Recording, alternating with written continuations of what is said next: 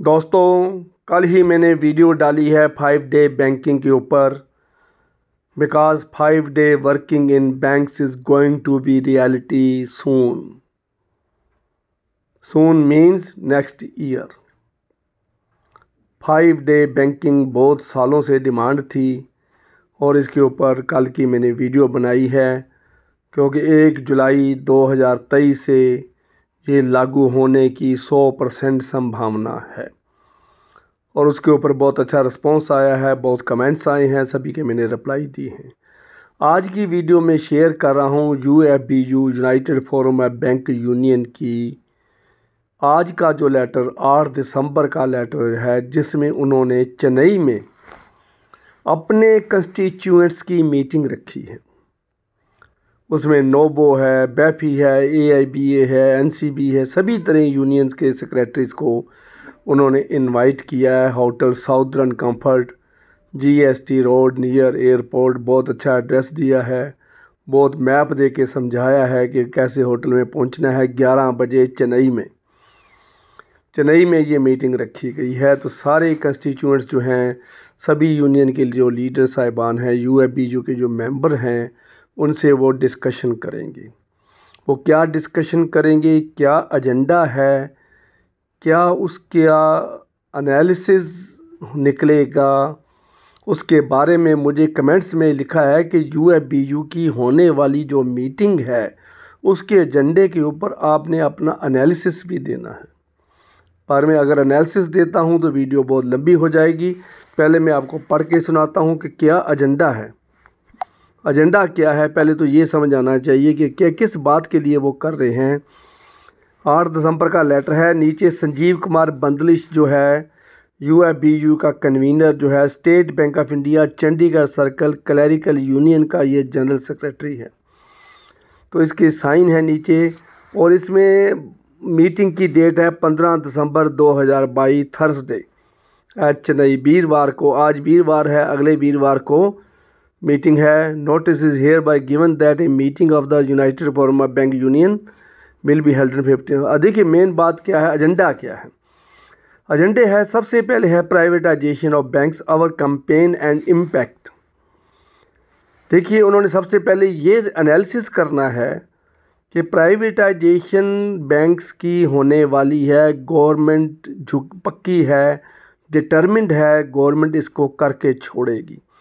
लेकिन हमने उसके अगेंस्ट जो कैंपेन चलाई है, हर एक डिस्ट्रिक्ट लेवल पर, स्टेट लेवल पर, ब्रांच लेवल पर भी कैंपेन चलाई है, तो उसका क्या रिज़ल्ट निकला, क्या इम्पैक्ट पड़ा, क्या उसको कैसे और चलाया जाए और कैसे बढ़ाया जाए किस कैंपेन को।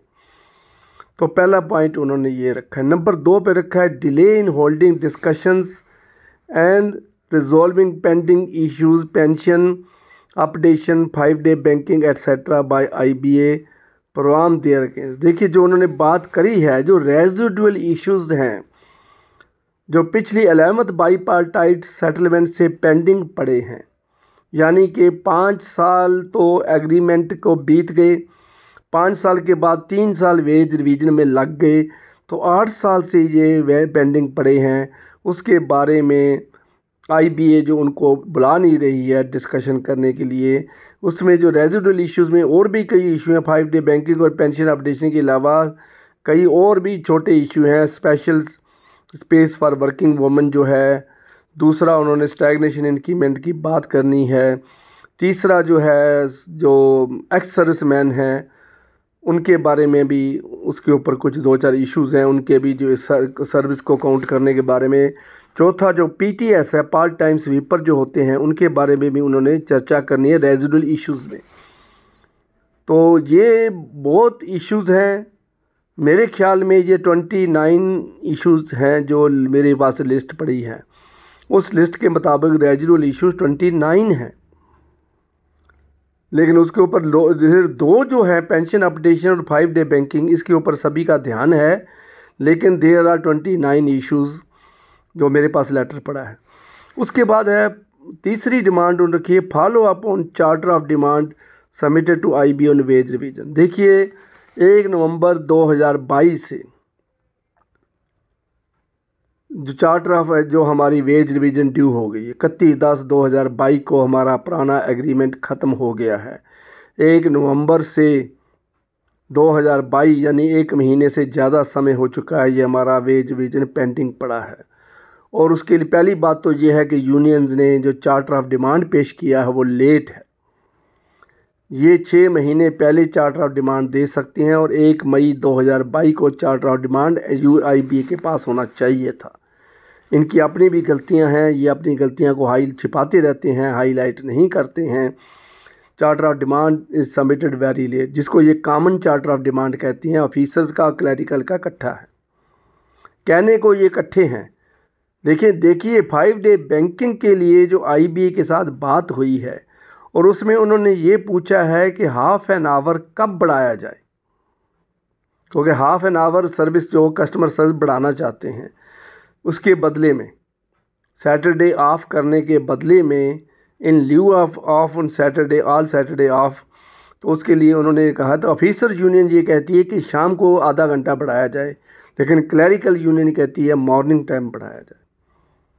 क्योंकि उनको क्यों रखा उन्होंने मॉर्निंग टाइम, क्योंकि ऑफिसर्स को तो लेट सिटिंग पहले ही चल रही है, 7 भी बजते हैं, 8 भी बजते हैं, 9 भी बजते हैं, तो उनका आधा घंटा जो लेट है वो बीच में ही आ जाएगा। लेकिन क्लैरिकल ये कहते हैं कि हम शाम को लेट ना बैठें, 4 की बजाय 4:30 तक पब्लिक डीलिंग हो, 9:30 से 4 बजे तक पब्लिक डीलिंग हो जाए। तो इस हालात में ये कॉमन चार्टर ऑफ डिमांड की बात भी कर रहे हैं, तो इसके ऊपर डिस्कशन की बात कर रहे हैं। अभी तक डिस्कशन शुरू नहीं हुई है, कब ये शुरू होगी, कब ख़त्म होगी। मैं उसको बंदर बंदरी का खेल ही कहता हूँ, 3-3 साल ये खेल चलता रहता है। तो ये तमाशा है, हमारी मजबूरी है, हमने ये तमाशा देखना है। क्योंकि बैंकर्स कहने को यूनाइटेड हैं, but actually we are not united. जो सर्विंग बैंकर्स हैं वो रिटायरीज़ की हेल्प करने को तैयार नहीं है, जो रिटायरीज़ हैं वो सर्विंग बैंकर्स की हेल्प के लिए तैयार नहीं है, कोई कुर्बानी देने को तैयार नहीं है। मैंने बहुत बार अपनी वीडियोस में ये बताया है कि सर्विंग बैंकर्स अगर रिटायरीज़ के लिए तैयार हो जाएं तो पेंशन अपडेशन जल्दी हो सकती है। अगर वर्किंग बैंकर जो हैं उनके हाथ में पावर है, अगर इनडेफिनिट 1 हफ्ते की स्ट्राइक कर दी जाए रिटायरीज़ के लिए तो गवर्नमेंट हिल जाती है। लेकिन कहने को है चार्टर ऑफ डिमांड के ऊपर उन्होंने बात शुरू करने के लिए रिक्वेस्ट करी है कि जल्दी हमारे को इनवाइट किया जाए। चौथी जो डिमांड है, activating state level units of UFBU, United form bank union के स्टेट लेवल यूनिट्स को एक्टिवेट करने के लिए उन्होंने अपने ही मेंबर्स को के लिए कुछ करा। Any other matter with the permission of the chair. तो देखिए चेयर की जो परमिशन है, वहाँ पर जो मसला जो छिपा हुआ है वो है पार्ट टाइम स्वीपर का। PTS के बारे में UFBU ने IB के साथ कहीं भी कोई चर्चा नहीं करी है। PTS जो है सिर्फ 2 घंटे का एम्प्लाई है। कहने को वो 2 घंटे का एम्प्लाई है, लेकिन रात के 8 बजे ब्रांच बंद करके चाबियाँ उसके पास होती हैं, ताले वो ही लगा रहे हैं, सफाई का काम वो कर रहे हैं, ब्रांच के MBS की जिम्मेवारी उनकी है। पोछा लगाना, शीशे साफ़ करना, ब्रांच में का चैम्बर साफ़ करना, बाथरूम साफ़ करना, सभी तरह कूलर में पानी डालना, उस कूलर की सफाई करना, वाटर कूलर की, ड्रिंकिंग वाटर की, हर तरह की जो जिम्मेवारी है वो बहुत उनके ऊपर पड़ी हुई है। तो उसके ऊपर ना ऑफिसर यूनियन सीरियस है ना क्लैरिकल यूनियन सीरियस है। तो PTS जो है हमारा स्टाफ मेंबर है, हमारे भाई हैं, हमारे दोस्त हैं, हमारे कॉलीग हैं, तो उनके लिए भी कुछ विचार किया जाए। तो मुझे आशा है UFBU से मैं रिक्वेस्ट करूँगा PTS की तरफ से कि संतोष नायक जो हैं उड़ीसा से, भुवनेश्वर से, वो मेरे साथ बात करते रहते हैं, अरुण जी हैं और शिव कुमार जी हैं, तो सभी ने मेरे को फ़ोन किया है। पार्ट टाइम स्वीपर्स ने उनको पक्का किया जाए, उनकी फ़िक्स सैलरी करी जाए, उनके ऊपर कुछ विचार करा जाए, उनको कुछ अलाउंस दिया जाए या उनकी लेट सिटिंग बंद करी जाए।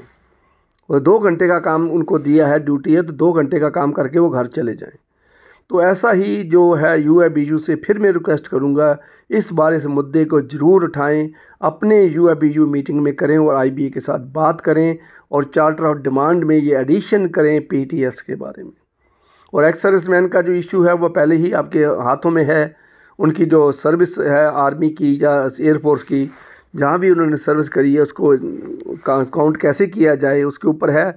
उनको स्टैग्नेशन इंक्रीमेंट कब देना है इसके ऊपर भी चर्चा होने की संभावना है। तो देखिए जी, इसका जो मीटिंग का एड्रेस लिखा था, meeting will commence by 11 AM Chennai Grand Southern Road जो है ये मैं आपको दिखा रहा हूँ। उसके बाद जो है उसका लिखा हुआ है एड्रेस और उसका मैप भी। All council union president general secretaries are requested to take note and attend the meeting without fail. ये संजीव कुमार बंदलिश की इंस्ट्रक्शन है कि सारी हर हालत में हाजिर होना है, किसी ने भी इसको अवॉइड नहीं करना है। लेकिन इतना कुछ होते हुए क्या हम किस स्टेज पे बैठे हैं, हम कहाँ बैठे हैं और क्या संभावना है हमारी होने की, क्या हमारे को मिलने वाला है, क्या हमारे पीटीएस को मिलने वाला है। तो अभी एजेंडा है और 15 दिसंबर को मीटिंग होगी। उसमें पहली बात तो ये हो जाती है कि यूएफबीयू के कंस्टिट्यूएंट जो हैं वो आपस में एग्री ही नहीं करते हैं, कुछ इश्यूज़ पर आपस में एग्री नहीं होते हैं। ये यूनानिमस मीटिंग नहीं होती है। मेरे पास सारी रिपोर्ट है यूएफबीयू की जो मीटिंग्स हो रही हैं उसमें कुछ भी काफ़ी मेंबर एक दूसरे से एग्री नहीं करते हैं, कुछ इश्यूज़ पर उनके डिफरेंसेस रह जाते हैं। ऑफिसर यूनियन और क्लरिकल यूनियन में डिफरेंसेस तो बहुत ज़्यादा हैं। कई ऐसे इशू हैं ये यूनानिमसली एक आवाज़ से आईबीए को नहीं बोलते हैं। देखिए, रेगुलेटेड वर्किंग आवर जो ऑफिसर्स की डिमांड थी उसके ऊपर क्लरिकल यूनियन कुछ नहीं बोल रही कि ऑफिसर्स की लेट सिटिंग जो है ख़त्म होनी चाहिए, हर हालत में ख़त्म होनी चाहिए। दूसरी बात है कि रात के 9 बजे 10 बजे सिटिंग करना, सुबह 5 बजे फिर फील्ड में निकल जाना, ये 17 18 19 घंटे ड्यूटी देना बहुत मुश्किल काम है, बहुत रिस्की है और it will tell upon the health, सेहत के लिए बहुत नुकसानदायक है। तो इसके बारे में गवर्नमेंट ऑफ इंडिया को भी सोचना चाहिए, आईबीए को भी सोचना चाहिए और क्लरिकल यूनियन और ऑफिसर यूनियन एक आवाज़ से इस चीज़ को रोकें ताकि 5 बजे ब्रांच को लॉक लग जाए, 5 बजे ब्रांच को ताला लग जाए, 10 बजे से पहले बैंक में कोई स्टाफ मेंबर ना आए, तभी थोड़ी सी ग्रेसफुल जॉब बन सकती है। अदरवाइज़ आप देख रहे हैं जितने भी कोचिंग सेंटर्स हैं, जो भी बैंकिंग की ट्रेनिंग देने वाले, क्लरिकल स्टाफ की ट्रेनिंग देने वाले, बैंक प्रोबेशनरी ऑफिसर्स की ट्रेनिंग देने वाले कोचिंग सेंटर्स जो हैं वो सारे खाली हो चुके हैं। बहुत शर्म की बात है, चंडीगढ़, दिल्ली, चेन्नई मैंने खुद जाके देखा है कि ये जो एडमिशन कोचिंग सेंटर है ये खाली हो चुके हैं, वहाँ एक भी बच्चा पढ़ने को आया नहीं है। ये वो कोचिंग सेंटर है जो मेरे को लेक्चर देने के लिए बुलाया करते थे, प्रोबेशनरी ऑफिसर्स को, क्लरिकल को मोटिवेट करने के लिए, बैंक प्राइवेटाइजेशन के बारे में बताने के लिए, जो ऑनलाइन मेरी इंटरव्यू लिया करते थे, ये वो कोचिंग सेंटर आज खाली हो चुके हैं। बहुत शर्म की बात है, बहुत दुख की बात है। जो बैंकिंग जॉब, जो ग्रेसफुल जॉब हुआ करती थी, आर्मी के जो सेकंड लेफ्टिनेंट हुआ करते थे वो जॉब छोड़ के बैंक में आते थे। मैंने देखा है मिल्क फैड का मिल्क इंस्पेक्टर जॉब छोड़ के बैंक में आया है। तो ऐसे बड़े बड़े ऑफिसर, जो सेल्स इंस्पेक्टर है, फूड एंड सिविल सप्लाई का सब इंस्पेक्टर जॉब छोड़ के एसबीआई में काम करने के लिए आया था। तो मेरे साथ जो काम करते रहे हैं लोग, बड़ी बड़ी पोस्टें छोड़कर बैंक में आया करते। आज कोई ऐसा नहीं है जो बैंक ज्वाइन करना चाहता है। बैंक की service is the last priority of the candidate, last priority of our youth. तो ऐसी ही चीज़ है। तो मैं अपने शब्दों को यहाँ विराम देता हूँ। देखिए, इस एजेंडे को डिस्कस करने के लिए मुझे अलग वीडियो बनानी पड़ेगी, तो आगे हम चलते हैं। मुझे आशा है कि इस वीडियो को ज़्यादा से ज़्यादा फैलाओगे, ज़्यादा से ज़्यादा शेयर करोगे, क्योंकि अरोड़ा सॉल्यूशन ही एक चैनल है जो बैंक की बात करता है, बैंकर्स की बात करता है, बैंक रिटायरीज़ की बात करता है, बैंकिंग डिपॉजिट स्कीम्स और लोन स्कीम्स की बात करता है, बैंक फ्रॉड्स की बात करता है, बैंकिंग सर्विसेज के अपडेट देता है। Arora solution is the most authenticated banking channel on YouTube. ये खुद यूट्यूबर मान रहे हैं, मैं नहीं कह रहा, यूट्यूबर अपनी वीडियो में ये कह रहे हैं कि Arora solution is the most authenticated channel. उसकी वीडियो लेट हो सकती है लेकिन रिपोर्ट 100% 101% सच होती है। बैंक रिटायरीज के बारे में मैं 100 के करीब वीडियो बना चुका हूँ। बैंक पेंशन अपडेशन के बारे में वीडियोस डाल चुका हूँ।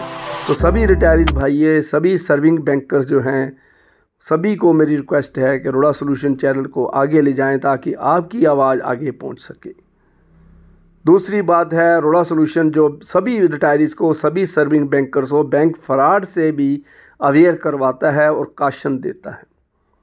तो बैंक फ्रॉड्स के बारे में मैं कितनी वीडियो डाल चुका हूँ, डिजिटल बैंकिंग फ्रॉड्स के बारे में मैं बहुत वीडियोस डाल चुका हूँ। तो आप सभी ने उसको बहुत प्यार दिया है, सत्कार दिया है। मुझे आशा है कि वीडियो को लाइक, शेयर और सब्सक्राइब करना नहीं भूलोगे और शेयर ज़रूर करोगे। Thank you very much.